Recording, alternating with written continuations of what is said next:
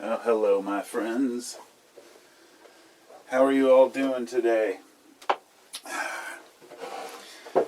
Carpo is back with you for another random installment of thoughts, which is actually what this video is really about, is thoughts. You know, I was inspired because the other day I got this comment somebody left, and I left a response to it. It was on this old David Icke video I'd made where I was kind of dissing on David Icke, and this guy was going on and on about people who are closed-minded and you know, whatnot. And I said, and he said, you know, are you trying to profit off of, you know, off of talking shit about him? And I said, you know, on the contrary, I don't have a vested interest in talking about anything because I don't get paid for my channel. You know, people may or may not notice I don't have ads on my videos, any of them. And I don't work with any of the ad revenue YouTube. It's completely neutral. So I left the response that, you know, basically I don't, I said it has nothing to do with money. I just speak my mind, and that's what I do. Now, I was on the comments list where you can click comments on YouTube where it just shows a list of your comments, which I found is a much easier way to answer than going to each video. So after I clicked on that, I flipped down the list to the very next comment, and it was just some random person on a video that said, do you like to speak your mind? And this was after I just left this comment about, because I like to speak my mind, and the very next thing I see is, do you like to speak your mind? And I found it as kind of a humorous synchronicity. Speaking of synchronicities, I mean, I do find value in seeing relationships and connections and coincidences, but I don't take it as far as to say, well, the universe is speaking to me through numbers or through symbols or metaphors. Perhaps sometimes, but I have a different way of seeing things. I tend to see things in metaphoric terms. So when I'm in a situation, that's often reflected on a larger situation. Or, for example, if I'm doing something and I'm not sure I'm on the right path, or I'm not sure I'm thinking correctly, I can think about the larger picture of where can I see this reflected in nature. It's difficult to explain. Manly P. Hall, I guess, was defined it the best out of anybody that I could, as far as speakers. There are tons of books that discuss this and whatnot, but when it comes to actual, you know, coherently organizing the coincidences that we have, it's not an easy task. Just because you see 11:11 on the clock every day, it doesn't mean anything unless you make it mean something. So about a year or two ago, I decided, well, if I'm seeing all these, say, patterns, having these coincidences with numbers, how do I make that useful? So what I did was I wrote down, I said, well, this may be something the divine, or it may be just my subconscious catching on to these things. So instead of trying to determine it through other people's opinions or what others have written about numbers, I know that, you know, the base 10 system is, you know, is used by humans, that we created this number system. Amounts exist in nature, but numbers don't. So that's for another video, but there are also base 12 systems, base 9 systems, and whatnot. So seeing numbers, to me, if I see 3 1s or 3 5s or even 3 6s, I sat and wrote down a list of what they meant to me. So I would say, well, when I see 3 5s, that means be cautious. If I see 3 3s, that means that I'm gaining some step on my ladder. And I based this on just how I felt. And then I utilized that. But using a coincidence, you know, as an actual defining, like, something that you can use in your life is not easy. I wanted to start off really with the story that happened, and I'll try to kind of consolidate this. So I watched this, I might have mentioned this on a previous video, but a guy I watch, Aaron Gawk, and he made this video about synchronicities, and it just came up in my feed the other day, so I clicked on it and listened to it, and he was talking about a pair of boots that he made, that he'd sold. Him and his brother make these certain boots. He sold them to a neighbor. 2 weeks later, he was selling a motorcycle to a different guy, and the guy came to his house and he was wearing those very boots. And he found out he'd bought them from his neighbor, and he was talking about what are the chances of, you know, these strange coincidences happening. I thought it was interesting, and it's one of those who knows things. Anything's possible, and you're more likely to notice astronomical odds when they do happen, but they will happen. Doesn't mean it means anything. an hour later, I was at the store, and there was a couple there who were shopping at the art and craft store next to me for baby shower stuff, and we got to talking about purchases and buying stuff online versus in stores, and I said, yeah, these boots, for example, and they were a pair of Danner boots, and I said, I just got these at Goodwill for like $30, and he's like, because he had Danners too, that's why I said, oh, I'm wearing Danners too, I got mine at Goodwill, and he said, yeah, I just got mine at Goodwill for $40 a couple months ago. So here's two guys randomly meeting in the store that both had the same type of boots that they both bought at Goodwill around the same time, an hour after I'd seen a video of a guy talking about coincidences with boots.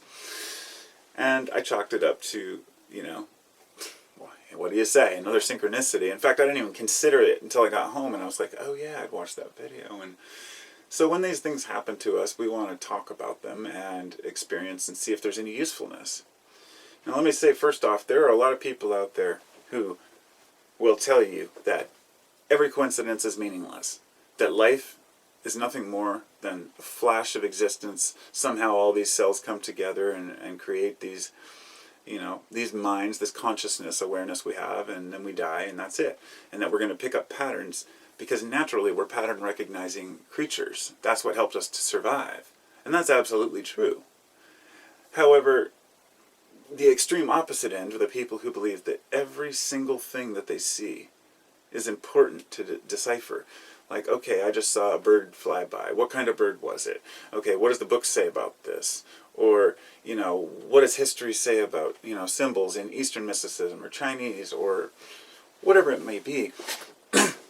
If you have to open a book to read into something, then it kind of loses the moment. It loses the metaphor. Let me give an example of dream.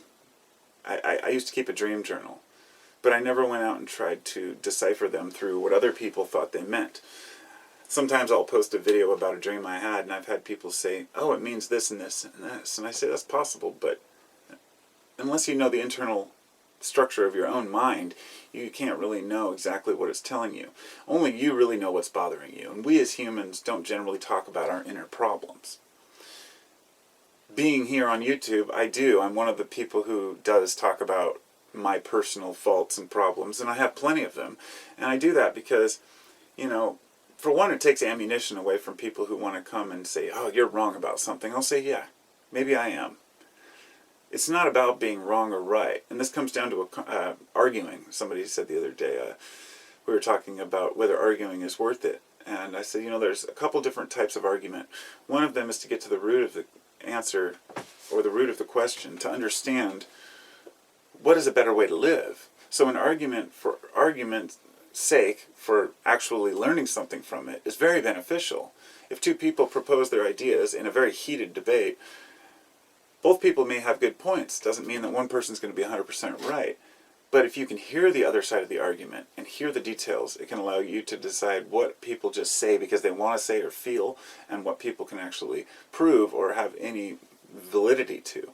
But really what it comes down to is, does it matter?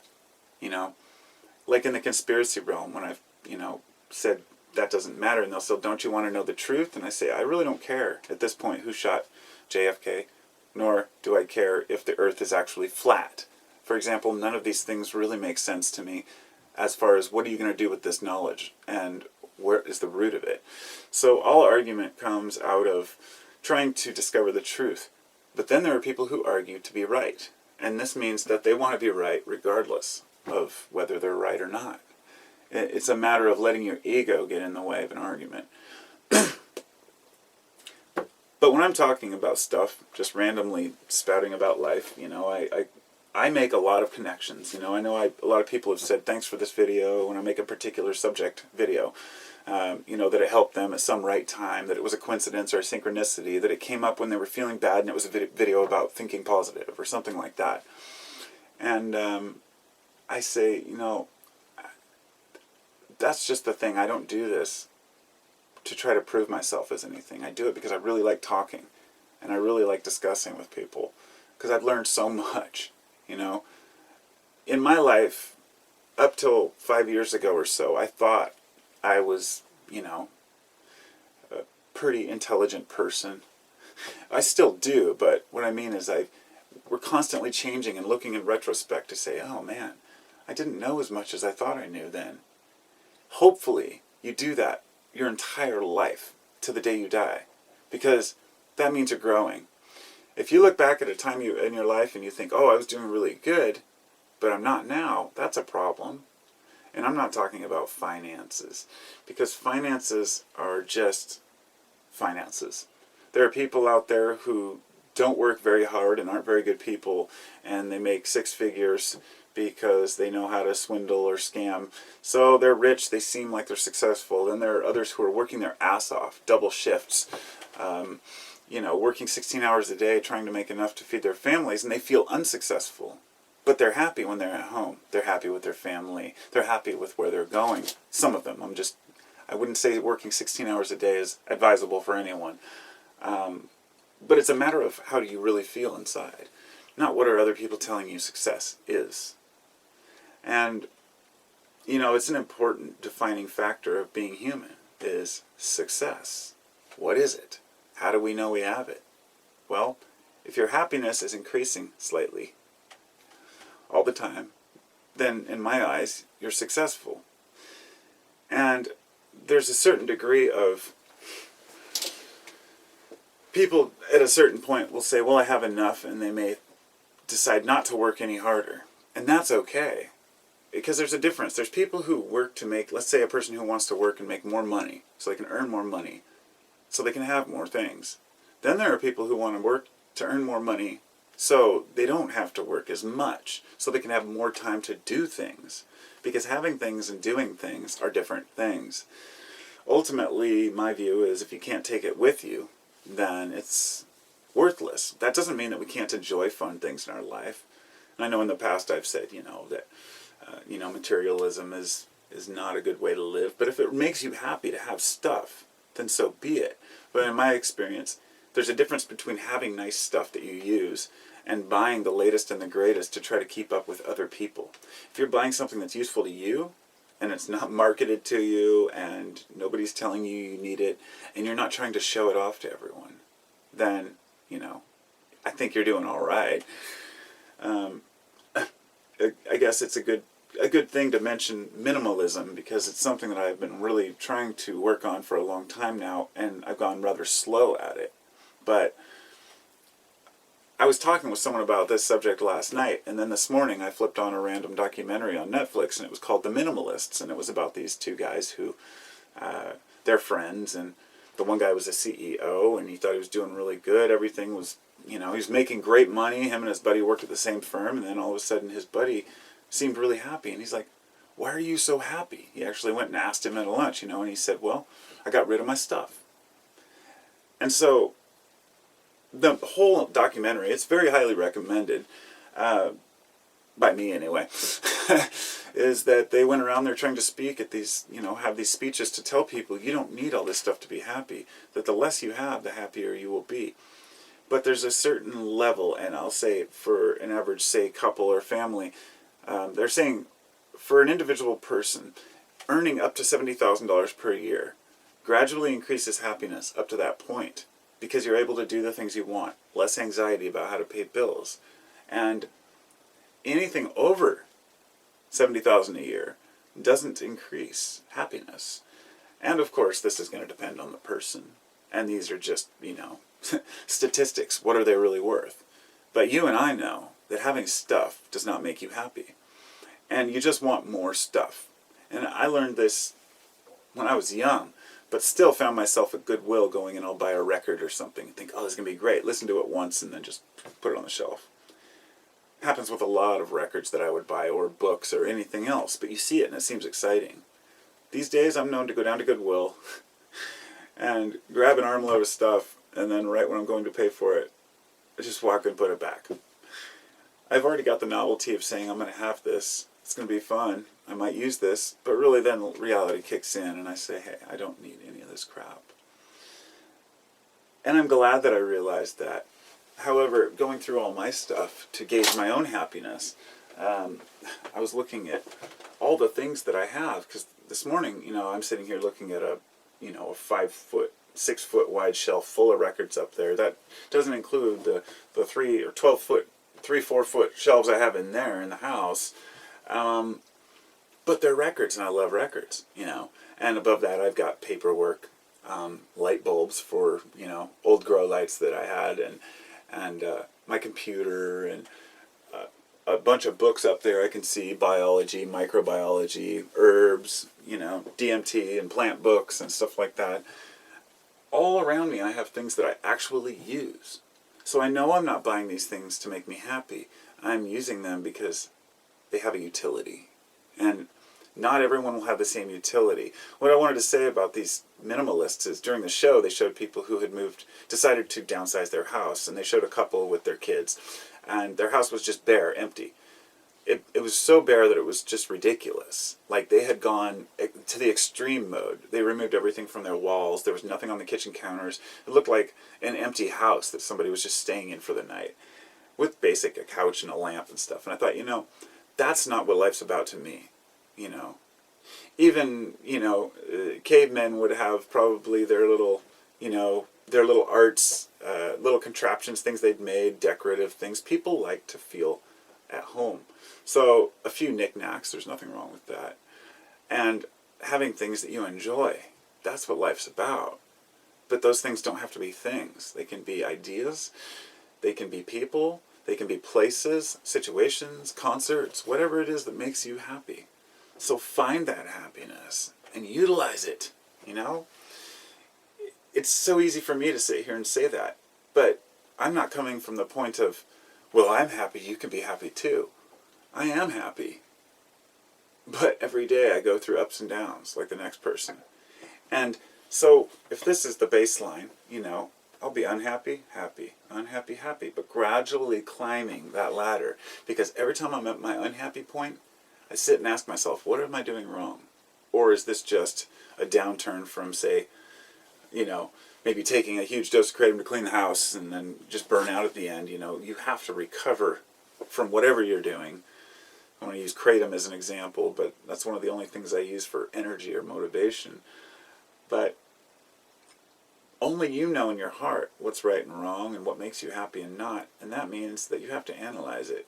And you have to sit and think. And thinking is very important. We don't give ourselves enough time for it.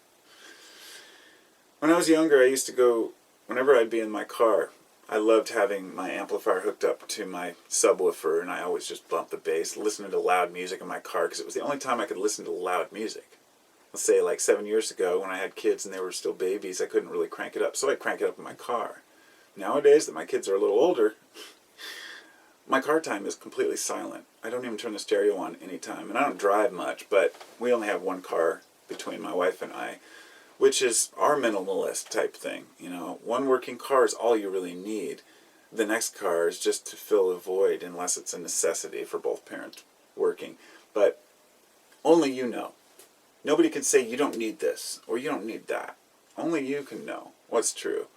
And that requires learning about who you are and what you really want in life.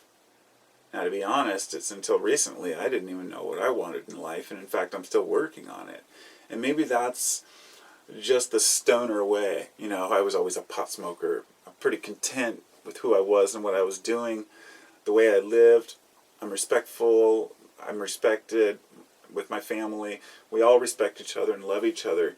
And besides family, and then food and shelter, what else do you really need? If you can fill the basics, which they say would be food, water, and shelter, but love is in there, in my opinion. Because if you're a single person who's trying to just avoid relationships altogether, I think that you might find yourself becoming, trying to fulfill and fill that gap with other things, and that might work for some people. Wouldn't work for me. So I'm going to go ahead and double check, make sure my camera is still running here, because as I mentioned before.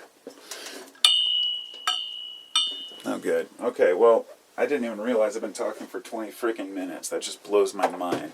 I guess the time's up. Wow. That's another thing for me. I can sit and make a video for 20 minutes and it just feels like 5. It's really weird. But I wanted to say before I go that doing this is what really gets my... It's more than just look at, I'm talking about this, or watch this video. You'll notice most of my video titles are pretty mundane. I don't include anything like must see, except that joke when I did like that I'm closing my channel or quitting YouTube or something.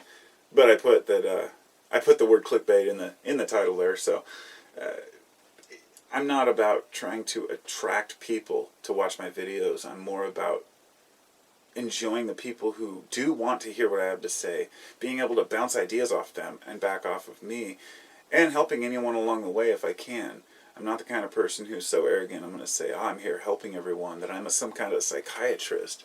But I really do believe that I have some ideas that I can share, and I'm not too proud to admit that I have worked hard to be a happy person, that I do have an understanding about the little things in life, mostly through my studies of Eastern mysticism, Buddhism, Hinduism.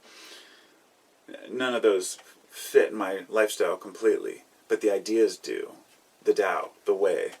The way is to just laugh at everything, but be serious about it, and know that regardless of what came before this life or what comes after this life, this is what you need to do right now. We can yearn for a better world in the beyond, in the afterlife. You can believe that you can be a full-blown atheist and believe that there's nothing after life or nothing before it, or that the universe is meaningless.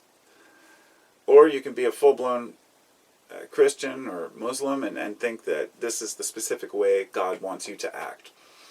Or you could fall somewhere in between. You might call yourself a spiritualist or whatnot. None of that really matters. It doesn't matter what you believe. It matters how it serves you. So ask yourself, how are my beliefs and my ideas and thoughts serving me? And if they're not allowing you to function and get along, then the only one that's going to truly suffer is yourself. Because regardless of how you try to prove yourself and convince others, they walk away from it and they go back to their lives, and you have to live with who you are and what you think. I'm not religious and I'm not an atheist. I won't label myself, but I don't believe that the universe has no structure or purpose. We as humans can't even understand our own minds and how they really work. We don't even understand how half of the drugs that we take work. Like antidepressants, we understand that some of them are SSRIs, serotonin's involved, dopamine's involved, but we don't understand the brain's complexity yet, and probably never will completely. So how could we possibly understand that the universe is a giant brain? Which is what I believe. That, call yourself a neuron, whatever you want, but we're all part of this big whole, and that there are connections that we don't see or understand, and trying to prove that is pointless. Because it doesn't matter what you can convince others of. Because often when we're trying to convince other people of things, they're true, and we're really trying to prove it's true, instead of just saying this is what I believe, then you might not believe it's true yourself. Because I've noticed that there's a lot more confrontation when people are unsure about themselves, or when they're so cocksure that they can't see past their own shortness. But we're all just people, right? I guess I better go, because if I try to upload too long of a video, not only will nobody watch it, but I don't even think it'll upload to YouTube if it gets past a certain length. My camera seems to cut it up. So I'll talk to y'all soon. I hope you have a wonderful day, and just be who you be. Namaste.